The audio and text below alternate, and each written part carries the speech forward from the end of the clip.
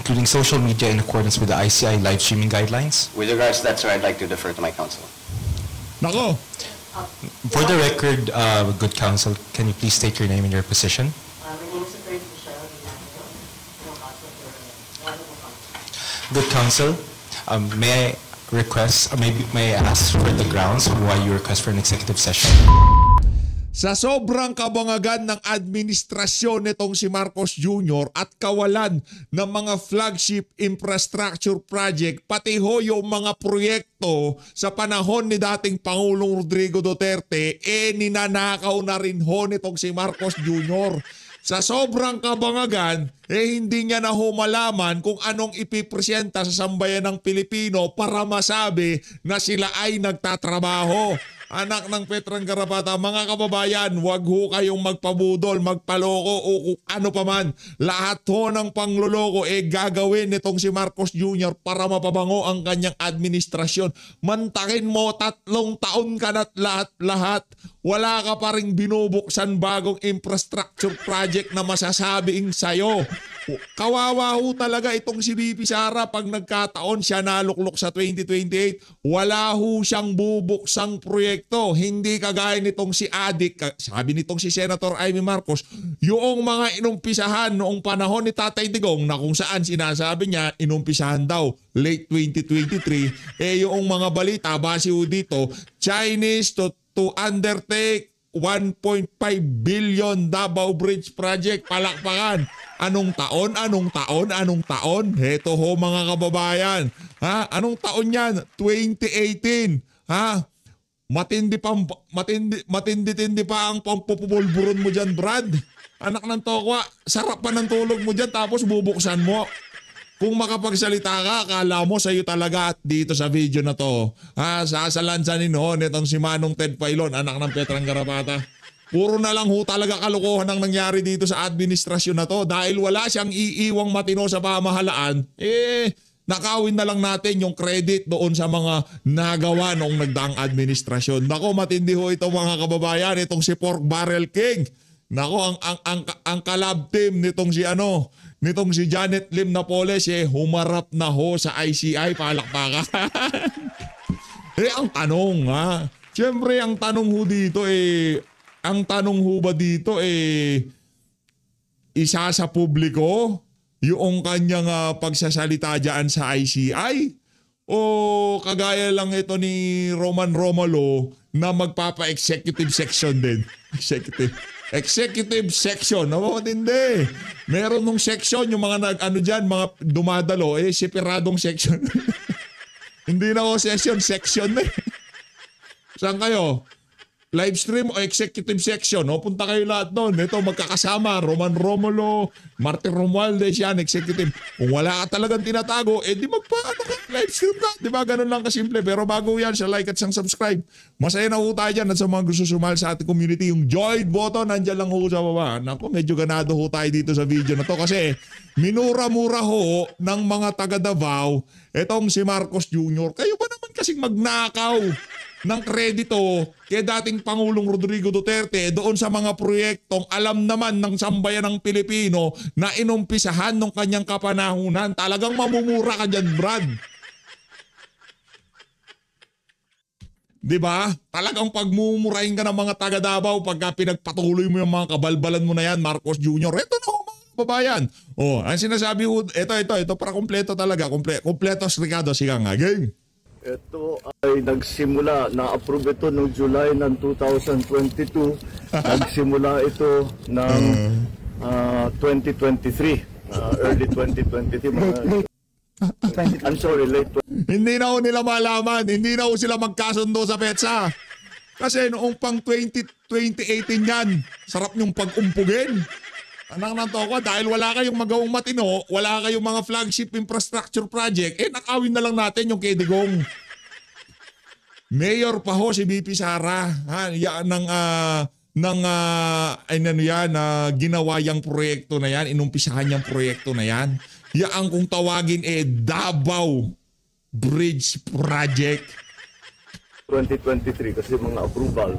At ngayon ay tapos na. Kaya 23, 24, 25. late 2 taon. Tingnan nyo ho gaano kahaba yan. Ganyan ho tayo Raul talaga tong mga to ha. Linuloko tayo, akala siguro. Eto, PNA pa ha. Philippine News Agency pa. Alam nga naman magsinungal yan, PNA. Galing pa mismo. Ang tumulong pa mismo, yung bansang kinagagalitan ng amo mo. Natulungan naman tayo. Oo, nagra-rap ka na naman. Kaya ka, ito ho ang sinapit ni Bangag sa mga taga Davao. Oh.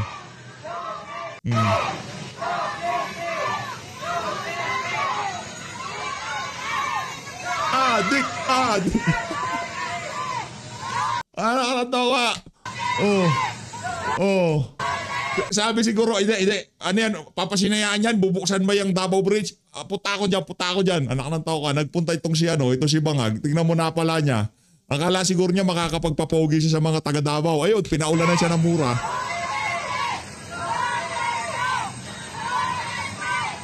Adik.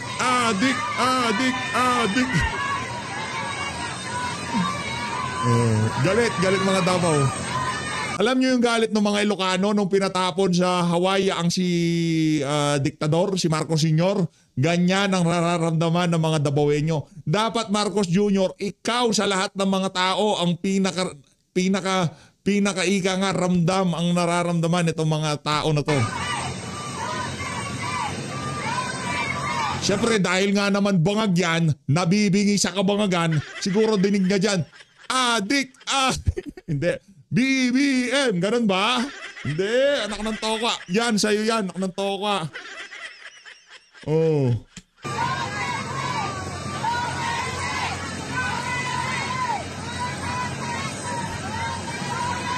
Sa sobrang kaadikan no? Sa sobrang kaadikan, dinig niya doon sa mga kataga Duterte, BBM, anak ng toka. Adik talaga, pambira. Ibang klase talaga tong si Marcos Jr.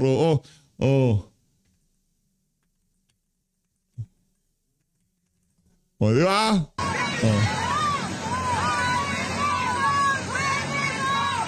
Adik. Coca-Cola.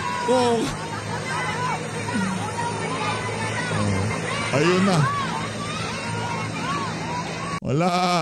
Wala kang bitaw dyan, Brad. Di ka tatago sa mga taga Davao. Ngayon, ang ginawa nitong si Unggoy para makapagbida-bida. Binuksan niya yung inumpisahan noong 2018. 3 taon naitayo yung Davao Bridge. Ano kasi Raulo? Kaya sinasabi ho natin mga kababayan, yang bawat isang Pilipinong dadaan diyan sa tulay na yan, ang papasok sa utak nila, ginawa yan ng mga inumpisahan yan sa panahon ni Sara Duterte bilang mayor ng Davao. Naisip yung proyekto na yan panahon ni Digong nung siyang presidente. Anak ng toka. Ngayong natapos, ikaw ang bida, ganon. Sa bawat isang Pilipinong dadaan sa tulay na yan, tandaan nyo ho mga kababayan, yung pera na yan galing sa sambay ng Pilipino pero merong galing at dedikasyon at pagmamahal sa bayan ng mga Duterte ang naging dahilan kung bakit naisakatuparan yan. Yan yung tandaan nyo. Huwag ho kayong magpadala sa mga kabangagan ng mga taga-Malacanang. Anak ng toka. Ayaw ko lang gawin ng reaction video to eh. Kasi alam ng ating mga kababayan, matagal na hong naumpisahan yan. Baka yung mga taga riyan, nung narinig nila tong mga kasinungalingan ni Bangag dito, baka sa TV pa lang pinagmumura na yan. Parang ganado ka ata ngayon. Siyempre, sino ba mong di gagganahan, di ba? Kayo ba namang talagang makita nyong sinabon ng mura tong si Marcos Jr. ng mga taga Davao, talagang gagganahan ka dyan. Yun ho talaga, yung gusto ko kasi yung mga kababayan natin sa Davao, mailabas nila sa looboy nila eh. Yung tipong gigil ba kayo? Magsalita kayo. Galit ba kayo? Banatan nyo. Sawa na ba kayo? Umurahin nyo. Anak ng toka. Valid. Tandaan nyo mga kababayan, kung ano man ang sasabihin ng mga taga Davao, galit, puot, pagkamunhi, lahat ho yan, valid ho na nararamdaman ho nila yan dahil yung yung leader na nagpakita sa kanila kung paano mamuno ng walang kakurakutan at talagang napaunlan niya, nagpunta ho tayo dyan. Nanggaling ho tayo dyan. Kahit sinong tanongin nyo dyan, mahal nila itong si dating Pangulong Rodrigo Duterte. Mapa tricycle driver, mapa vendor, mapa taxi driver, mapa jeepney driver. Pinagtatanong ho natin mga kababayan, alam nyo ano yung iisang bungad nila pagka nababanggit ang pangalan ni Duterte? Nung hindi pa si Duterte ang presidente, dati meron dito salvage dyan. Di ka makakadaan dito kasi hold uping ka. Dyan tinatapo yung mga bangkayo. Ganon ang maririnig nyo. O anong nangyari sir nung naging si Duterte na? Ay hindi ka na pwedeng magloko-loko dito. At saka yung mga tao dito, mga disiplinado. Kami mismo pag nakakita kami ng kalokohan, inaayos namin. Hindi na kailangan ng mga pulis-pulis. Hindi, kami mismo talagang sisitahin namin yan kasi gusto namin maayos na Davao. Ganon ho sila, yung mentalidad nila. Kasi dito kasi ang problema dito sa Luzon, kailangan pa ng pulis, barangay tanod, barangay captain, lahat ng otoridad para maisaayos kaguluhan. Sa Davao ho, meron hong inisyatibo ang bawat isang mamamayan nila doon para gawing safe, gawing malinis yung kanilang mga lugar doon. Napakalayo ho. Hindi na ho kailangan. Yung kunyari nakakita sila ng hold-upper, nakahuli ho sila ng snatcher, wala na. Tapos na usapan. Hindi yun utos ni Duterte. Yun ang mga gusto ng mga tao doon. Gusto nilang maging peaceful ang kanilang mga lugar. O eto na, wag na. Sa mga susunod na video ko na lang ibibida sa inyo kung ano yung mga nabalitaan natin sa Davao. Marami ho tayong nakakwentuhan kasi pag nakipagkwentuhan ka dyan doon sa mga kaalyado ni PRRD, isa lang naman sasabihin yan Mabait, magaling, mahusay na leader. Pero iba usapan pagka yung mga nasasakupan na niya, yung mga nakausap mo. Iba na ho yun mga kababayan. Kaya yun ho talaga pinuntirya natin. Siyempre, logi lang tayo doon. Di naman tayo kilala. Hindi naman tayo kilala tayo si PH Update Hindi naman tayo papakilala. Sabihin, sir, hindi niyo ba ako kilala? Hindi. Sino ka? Natural, di ako kilala. Ito mga kababayan. Ito. Pagdating pa lang, rockstar na rockstar tong si Charis, Charis, grabe naman yan, Naka-Land Cruiser si Charis. Alam niyo mga kababayan, nung bata tayo, pangarap natin yan. Yan talaga yung pangarap nating sasakyan, Land Cruiser. Kasi parang ang laki, ang gandang tignan. Diba, pangarap natin yan. Pero noong nakita na natin, ang gumagamit dyan sa brand na yan, mga walagyang politiko na magnanakaw, parang ayaw na natin. Parang pagka nakakita tayo ngayon ng Land Cruiser, hindi na tayo naaangasan, nagagandahan. Ang unang papasok sa utak natin, anak ng tao ka, malamang congressman yan. Hindi naman lahat. Maraming businessman ginagamit yang sasakyan na yan dahil nga naman maganda, talagang VIP na VIP ka, di ba? O matigas sa kalsada, malayo pa lang kita ka na, talagang magtatabi ka pag nakakita. Di ba? Ganun yung, pero ngayon pagka nakakita ako ng Land Cruiser, anak ng toko, malamang sa malamang, maleta laman nito sa loob. Ayan grabe. Paikutan nyo ng bulletproof yan. Nako, sa galit na sambay ng Pilipino sa inyo, mahirap na. Pero hindi ako nagnanasa o nananalangin na kung ano pa man ikakasakit ng mga magnanakaw na yan. Grabe naman yan. Naka-Land Cruiser si Kong. Ang daming bodyguard. Ano ka nagtako? Ano yan? Ano yan? Matanda? Pati ulo kailangan mong... Interview nyo. Tapos pakipatukan nyo na rin.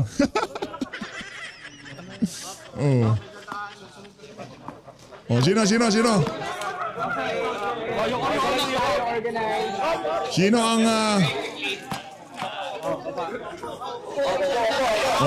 Sino una sisibak kay Charis?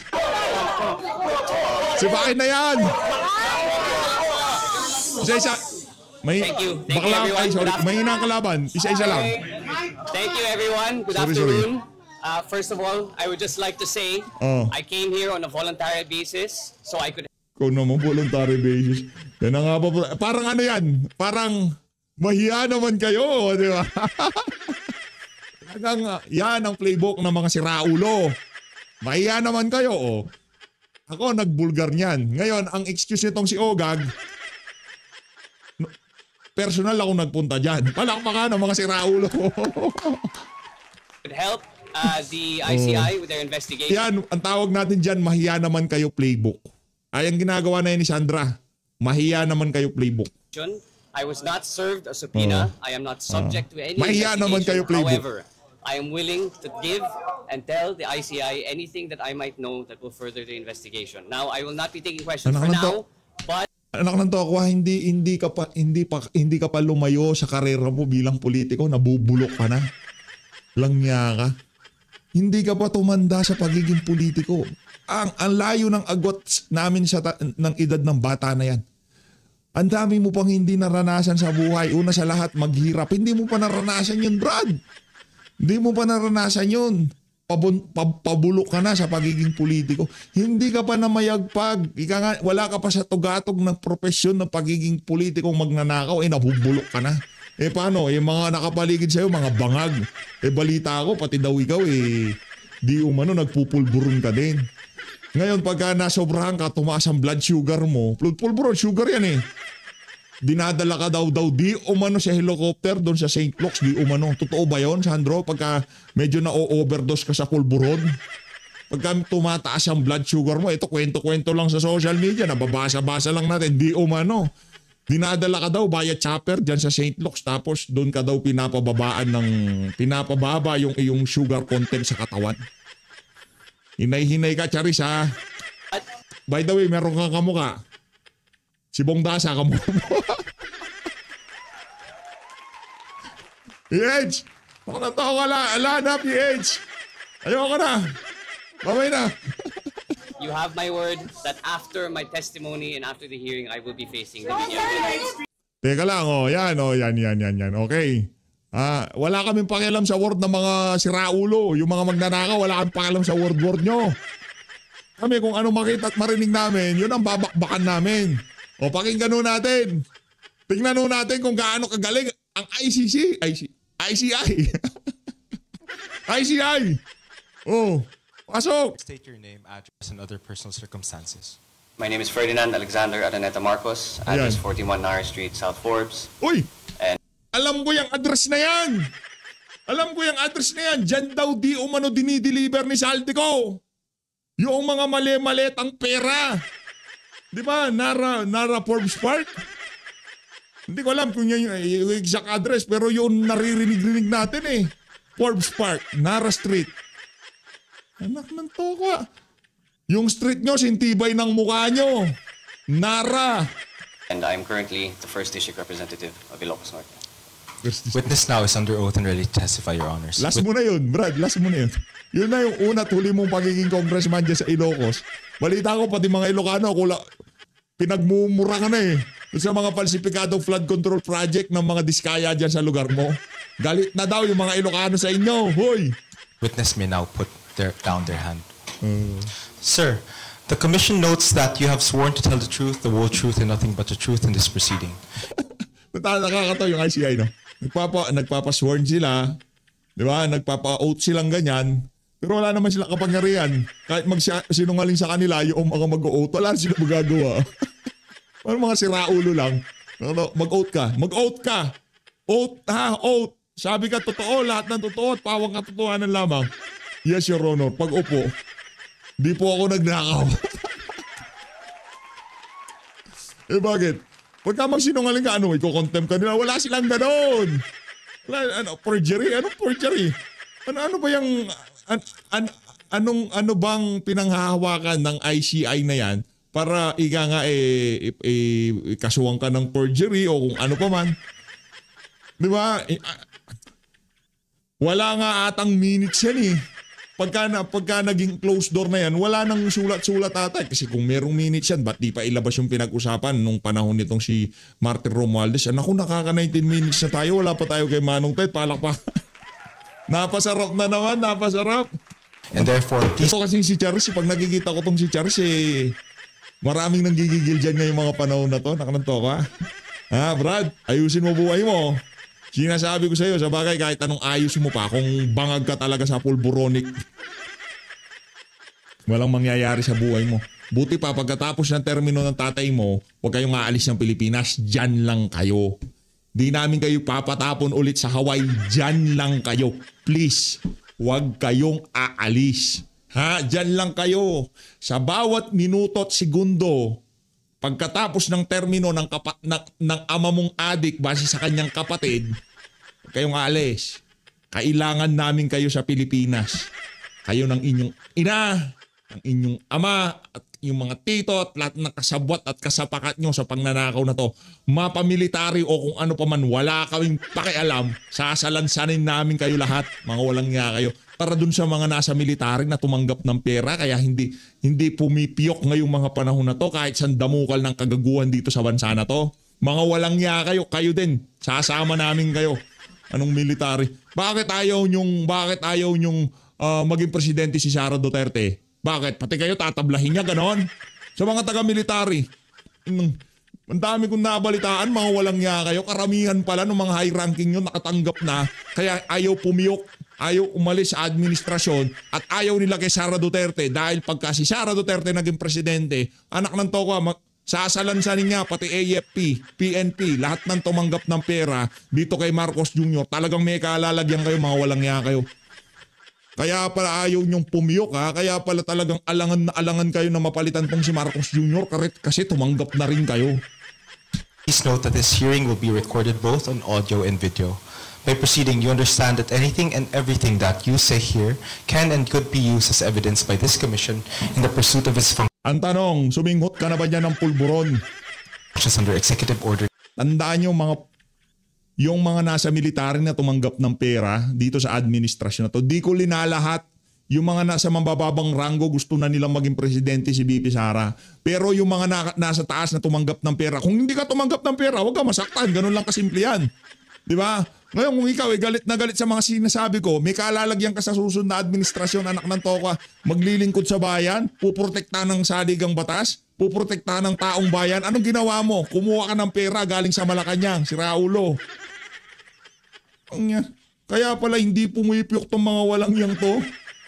Kaya pala ayaw nilang bitawan si Marcos Jr. dahil natatakot sila pagka si Sara, pati sila masasalansan. Kaya gusto nila kung sino-sino na lang ilagay na bilang caretaker kung sakaling magkagulo, ayaw nila si Sara kasi alam nila may kalalagyan. Yan ho ang katotohanan.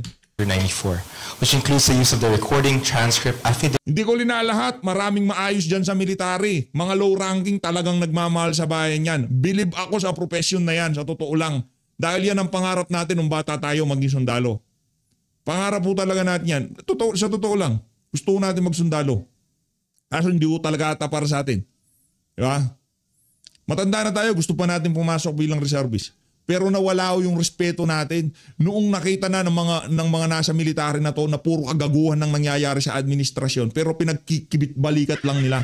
Ano yung pinaka-chip nilang statement? Anong statement nila?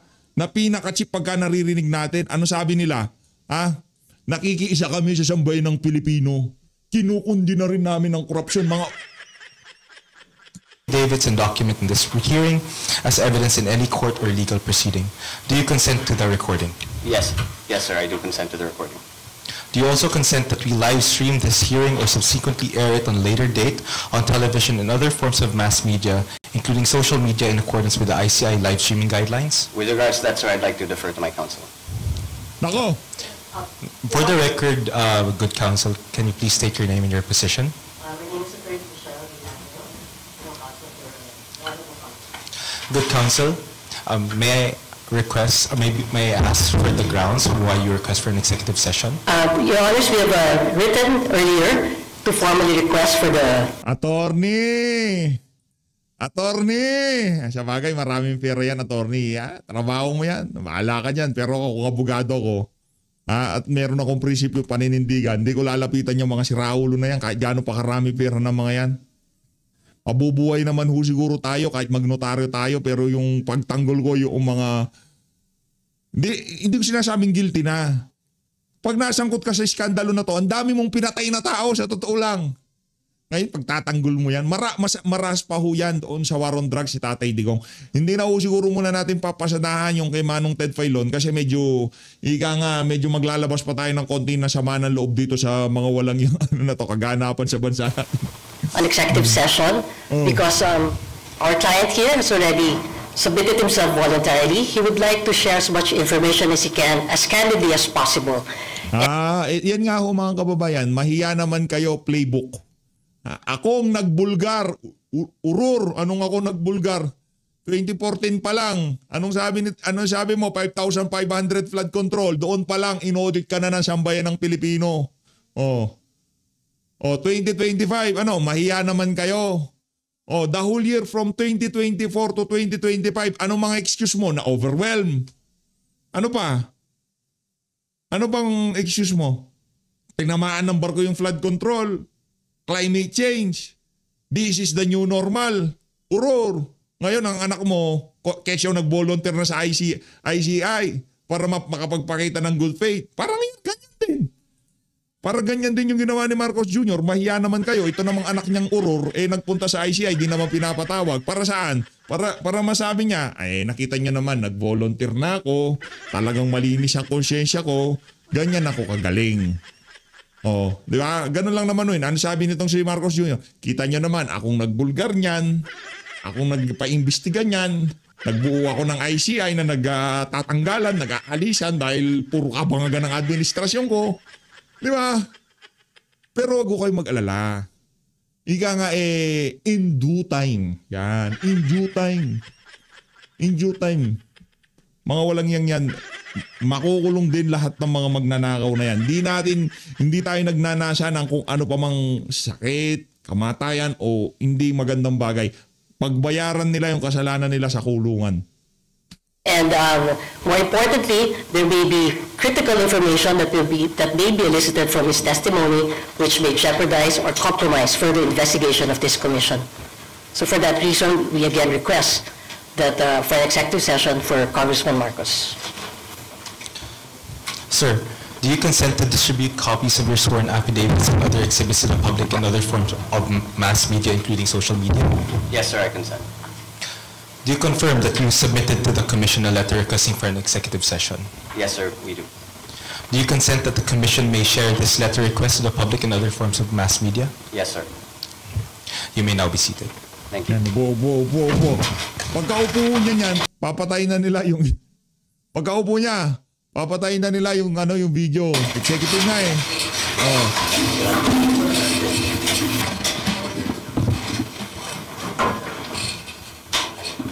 With consultation with the Commission.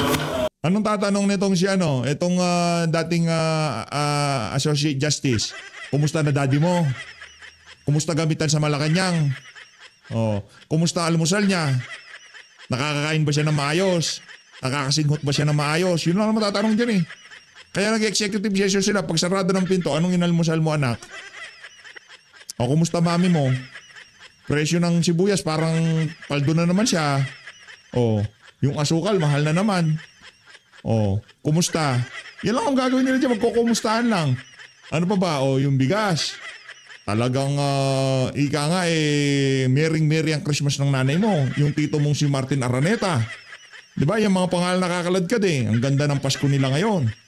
Kumusta sila? Padala nyo naman kami ng pampasko dito. Palakwakan!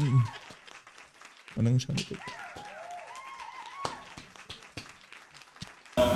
We grant your request. So we will adjourn the session. Para naman merong choice itong si Andres. Andres, wala kang choice. Pagka sinabi niyong executive session, yun ang gagawin mo. Kahit anak ng tokwa, makakapalag ka ba? May contempt power ka ba? At issue natin dyan sa buwisit na executive session na yan, okay lang kung may naumpisahan. Nagkatanungan. Ngayon, kasi wala na hong sensitibong impormasyon dito. Ika nga, yung mga sensitibo na ilabas na sa publiko. Ang tawag dyan, pagmamaniobra na lang. Ano pa bang mas lalala? Committee on Appropriation Chairperson. Di ba? Mga kontraktor. Mga dating USEC. dating district engineer, sinasabi nila, dinideliveran nila ng pera, yan si Trigib Olivar, yan si Adrian Bersame. Wala na. Ano pang sasabihin ng Charisin to? Wala kaming kasalanan? Nako. And going to executive session. Ay, nako. Thank you, Your Honor. Naman.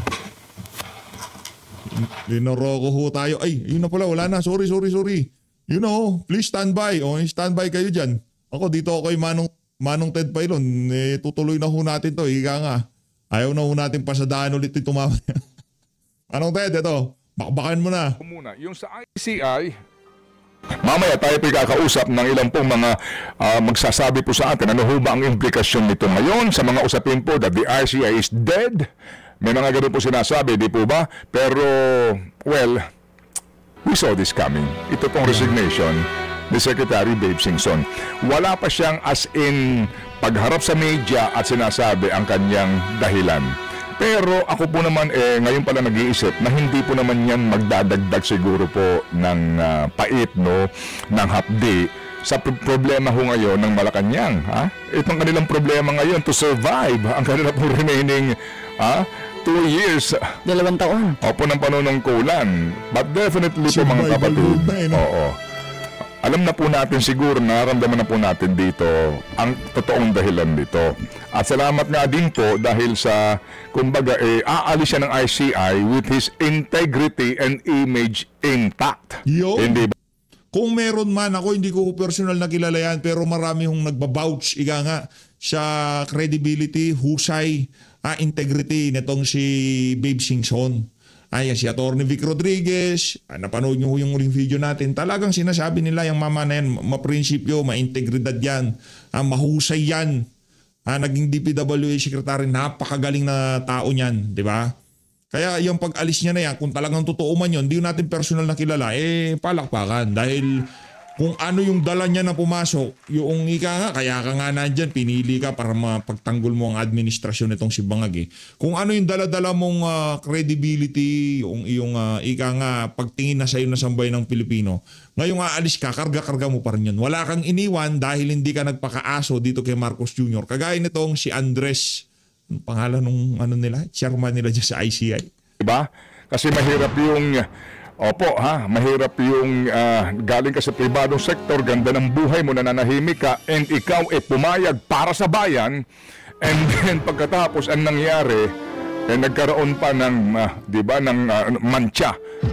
Ang iyong pinangalagaan na integridad. So Secretary Babes, maligayang bati po sa inyo, sa inyong desisyon po na ito. Ikaw, ano ba ang naiisip mo nung unang mabalitaan mo na confirmed na nag-resign na nga si Sec Babes? Hindi ako nagulat kasi among the commissioners itong Independent Infrastructure for Commission, para sa akin lang ito, sariling opinion ko, siya yung may Independent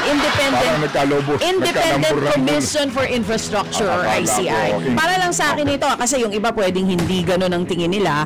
For me, siya yung may yung kredibilidad pagdating sa mga commissioners, hindi natin matatawaran yan. In fairness, hindi natin kilala yan, pero lahat ng naririnig natin yan ang sinasabi. Siguro meron ho talagang bitaw itong si former DPWH Babes Romualdez. Kung ano pa man at ano yan, palakpakan ho natin. Ay, mali yan.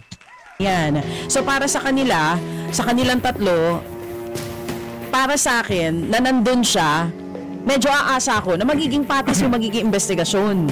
Pero ngayon, nawala na siya. Nung nandun nga siya, nag-iisip na tayo na wala ng fairness, na meron ng mga itinatago.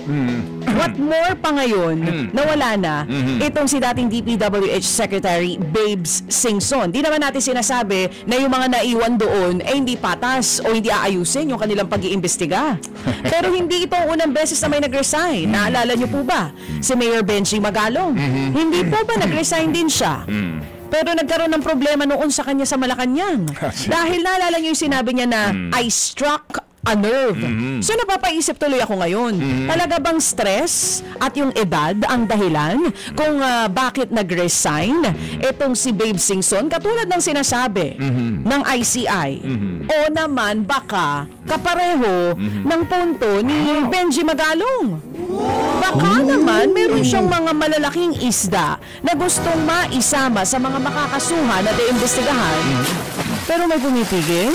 Wow. O di parang lalabas na naman ngayon para sa iba na talagang itong ICI extension lang ng opisina ng Pangulong Marcos Jr. Yun naman po ay sa aking opinion lamang. At ito ay hindi maganda for the image of the President.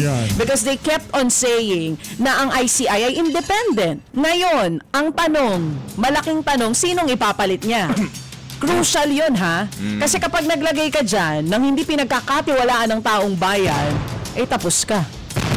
Kasi ngayon pa lang meron ng malaking tanong dun sa independent ba talaga sila? Ano bang ginagawa nila na hindi na ginagawa ng ombudsman ngayon? Para saan ba kayo dyan, ICI? Puro lang kayo referral. Kahapon, may mga referrals na naman sila.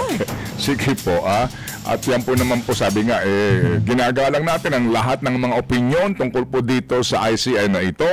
Ang ating lamang po sa ngayon, mga kapatid, ay ang pagiging matalino sa mga balitang ito at kayo na ho mismo din ay mag-isip, no? So, bago natin to iwan tong ICI na ito, mabilis lang po mga kapatid. Sa sinasabi po ni Chacha na may referral ho na naman sila kahapon.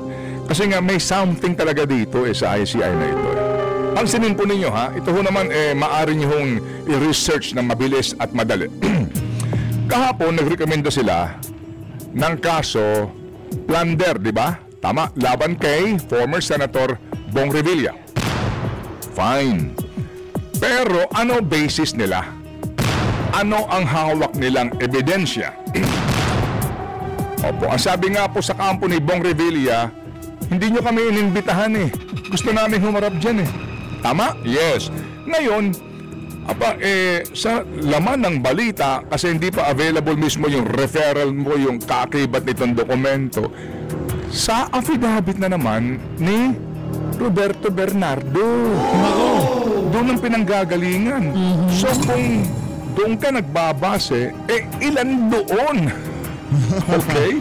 Ang mga idinadawit, parang alam na natin kung saan na naman tatakbo dyan. Papunta naman kay Trijeb Olivar at dito kay Adrian Bernardo na meron siyang personal knowledge. Hindi ba? So bakit si Revilla lang? Bakit yung iba hindi? Di po ba kung ang pagbabasihan mo ay the same document and the same statement delivered in the Senate Blue Ribbon Committee? So there's something na para bagang lumalabas dito na parang clearinghouse kayo. Diba para kayong nilikha, hindi talaga para mag-imbestiga ng malaliman, kung hindi, to influence the narrative. To be able to feed the public ng manakanakang impormasyon na may ginagawa ang gobyernong Marcos na iniimbestigahan daw ang mga sangkot dito. And eventually, ang tunay na mag-iimbestiga, ombudsman pa rin, pero pang-usapan sa balita, yung referral ng ICI. So kumbaga, may sinisino, may pinipili. Hindi po ba?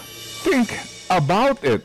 Think about it. Matindi yan. Ayun na nga mga kababayan. Aabangan ko yan. Yang think about it na yan itong si Manong Ted Pailon as always.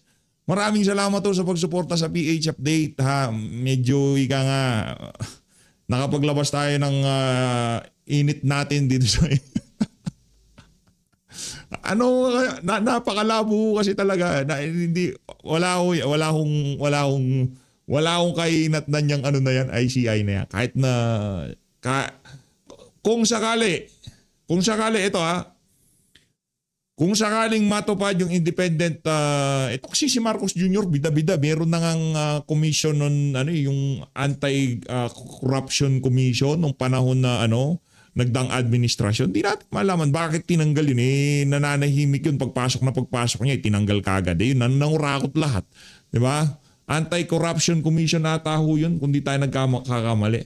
Anti-corruption commission tinanggal binuwag ho ito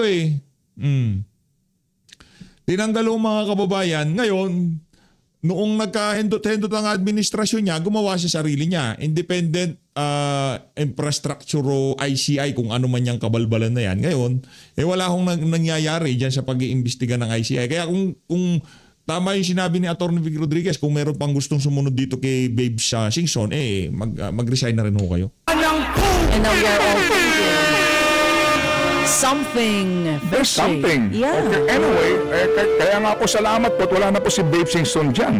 Kaya medyo sa akin lang, mas malaya akong masasabi gusto kong sabihin kasi nga, yung una, dahil po kay Sec Babes, talaga naman nangingimi ka pa kasi nandidiyan siya at inaasahan nga natin na siya ang magiging fiscalizer.